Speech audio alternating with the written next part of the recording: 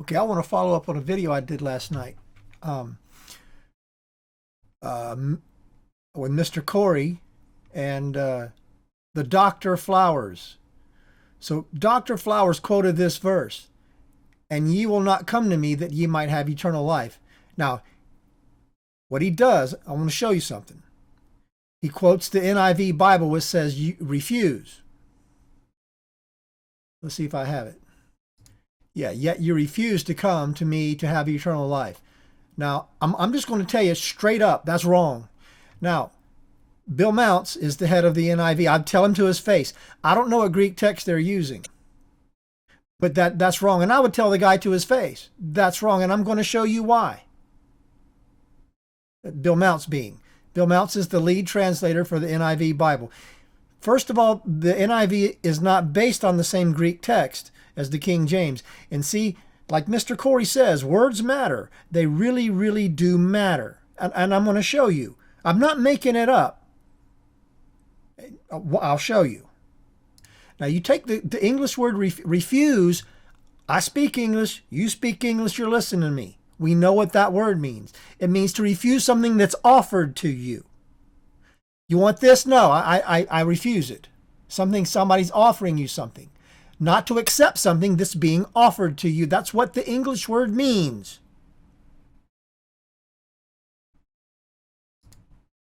Now let's look at the Greek word for refuse, which means to decline an offer. Let's look at it. It's the Greek word paraateo. So, then this is the word, right? It's parateomai right here. So para means it's where we get our word parallel. It's like next to or parallel to. In this little segment of the Greek word here, ateo means to ask.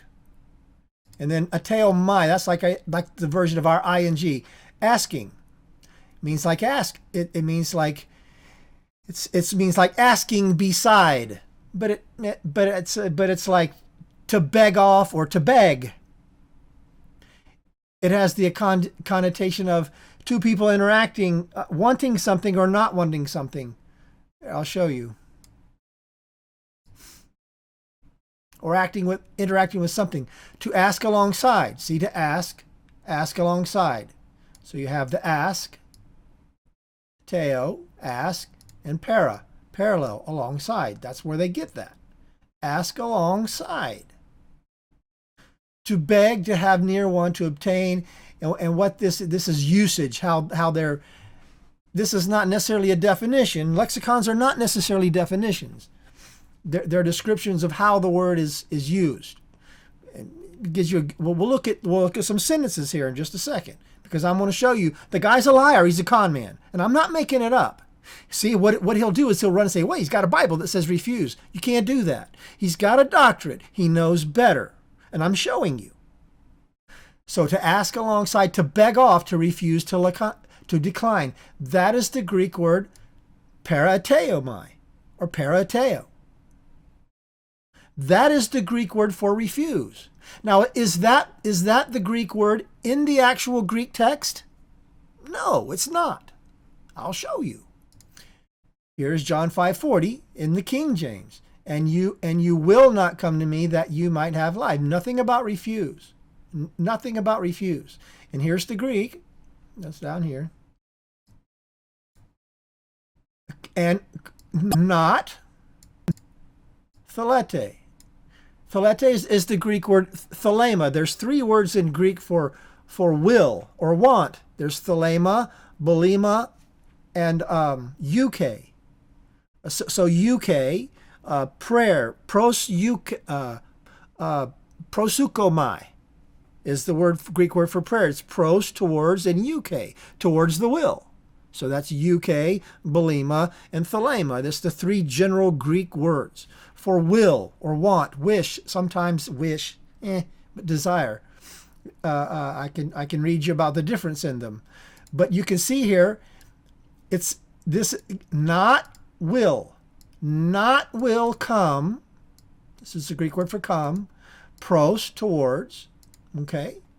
In order, in Jesus, in order to him. In order, Zoe, life.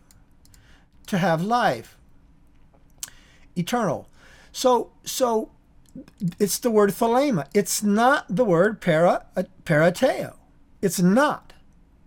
Now, unless the NIV is using a Greek text. See, that's the problem. So words matter. Matters what Greek text you use. But in the Textus Receptus, the received text that I go by, and that's a whole nother story. It is not the Greek word refuse. It is not. That's a fact. It's not my opinion. And this word has a different meaning than refuse. It means willing. Now, and then if you actually read, if Jesus is talking to Pharisees here, they seem to come around. He's going up to a festival. I want to go back further, but you can just start right here, right near this verse, and you can see what he tells them. And the Father himself, I should go back further. You go back and read further. It gets even more damning than what I'm about to do.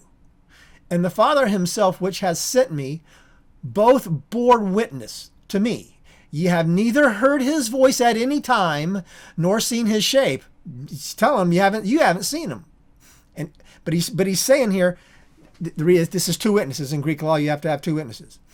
That's why he's saying this. And ye have not his word abiding in you. Now, if Jesus is making an offer to them, would he be saying this? No, he wouldn't. You don't have his word abiding in you. For whom he hath sent, him ye believe not. He's telling them they don't believe because they don't have Jesus in their heart. Jesus even tells them, search the scriptures. See, you don't have Jesus, you don't have God abiding in you, so you believe not. Even search the scriptures. For in them ye think ye have eternal life, and they are they which testify of me, and you will not come to me that you have life. He's even telling them, search the scriptures, and you still won't believe. Because you don't have me in your heart, he says. You don't have the Father. You've never heard his voice, and you don't have his word abiding in you. So you can read the scriptures. Jesus said you can read the scriptures all day long, and you still won't be willing. And ye will not come to me. You won't. Because you don't have Jesus. You don't have the Father in you. You're not of the Father. He says that all through here. He's not offering them salvation and they're refusing. That's a fact. It's not my opinion. The doctor's lying. He's lying through his teeth. And if I can figure that out, so can he. He's got a doctorate. I don't. I don't. So he's lying. He's a con man. It's a fact. Either that or he's real dumb. I'm telling you, and he chooses those words carefully. He found that word refuse, and he uses it repeatedly over and over and over and over. See, he's got a verse now. He's got a scholar that used his word refuse, which means to refuse an offer that's accepted. And so he's going to use it again and again and again and again and again. It's like a hypnotherapist. His wife's a therapist. The guy knows what he's doing. He's not stupid.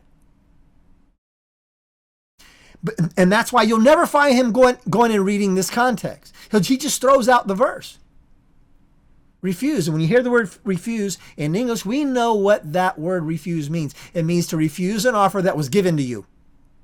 Would you like some cake? No, I refuse it. It was offered to me. That's what that word means in English. I showed you the dictionary. But it's not the Greek word. Nor is it the context.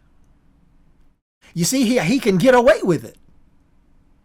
Because he's got Bill Mounts in another translation, an official scholar, a very scholar, the head translator. But it's a lie. It's a lie. Jesus is not making them an offer. He ain't making nobody. He offers to his people, but he's not offering to these Pharisees. And this is the verse he's quoting. So I'm not lying. I'm not making it up. I'm showing you right here that the man's a con man. And here's the proof. That's what a good con man will do. He'll get the best ammo he can to shoot you.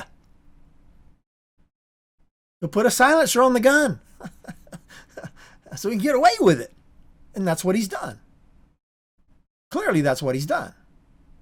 Let's do a little more. So here are some sentences with the word parateomai. Here's where the Bible actually uses the word refuse, or sometimes it's translated as an excuse. And they all with one consent began to make excuses. This is the Greek word for refuse. Right?